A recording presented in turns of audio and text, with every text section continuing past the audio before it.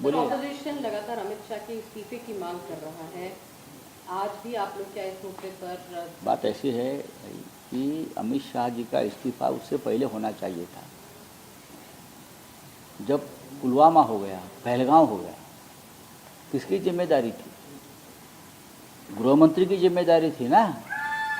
वो हाथ की सफाई यहाँ करके बैठते हैं, लोगों को मूर्ख बनाते हैं आकर। हाँ, पुलवामा में, पहलगांव में 40 जवान मारे गए, किसकी जिम्मेदारी है? हाँ, हमारे देश के लगभग 27 टूरिस्ट मारे गए, किसकी जिम्मेदारी है? क्या आपकी जिम्मेदारी नहीं बनती? आपकी जिम्मेदारी बनती है ना। उसी वक्त उनका इस्तीफा लेना चाहिए था प्रधानमंत्री ने, और उनको घर भेजना चाहिए था। अब जंतर मंतर पर बच्चों पर गोलियां चली है, चाहे वो पैलेट गन हो और कुछ हो, किसकी जिम्मेदारी है? आपकी है।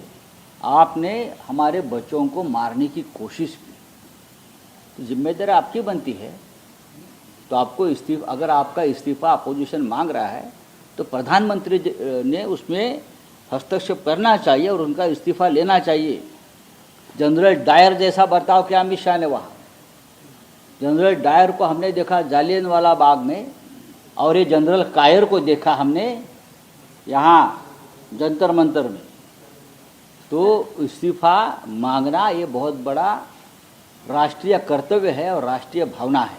सर, लोकसभा के ये एंटी पेपर जो अमेंडमेंट बिल है वो पास हो गया है, आपको लगता है इससे कुछ नहीं होगा?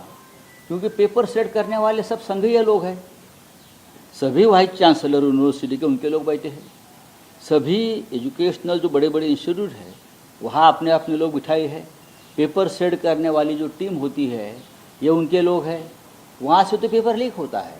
महाराष्ट्र में 9 लोगों को अरेस्ट किया, सबसे ज़्यादा अरेस्ट महाराष्ट्र में हो गई। कौन है ये लोग? आप उनका पूरा नाम लेकर, उनके रिश्ते कहाँ हैं? सभी के रिश्ते बीजेपी के साथ जुड़े हैं। उसमें से 2 पेपर सेटर है, 4 प्रोफेसर है, ये बीजेपी के लोग हैं। ये होता रहेगा।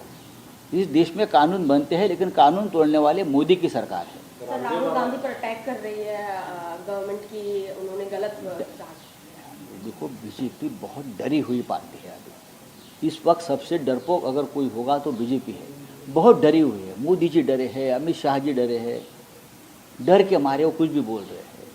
अभी वो सत्ता से जाने वाले, आप देख लीजिए। भारत का अपमान किया ऐसा रामदेव बाबा कह रहे हैं। कौन?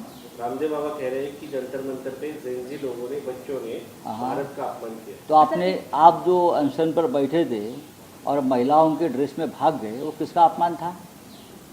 आप क्यों बैठे थे? आप भी आंदोलन में बैठे थे ना? क्यों बैठे थे आप मुझे बताइए। आंदोलन तो आपने किया, तब भारत का अपमान नहीं हो गया?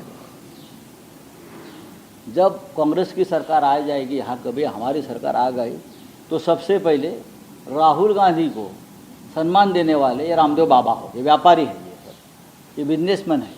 सर, E20 पर सरकार ने कल पार्लियामेंट में जवाब दिया है कि कहीं पे भी ये साइंटिफिक नहीं है कि गाड़ियों की माइलेज पर असर पड़ता हो या देखिए, ये टेक्निकल विषय है।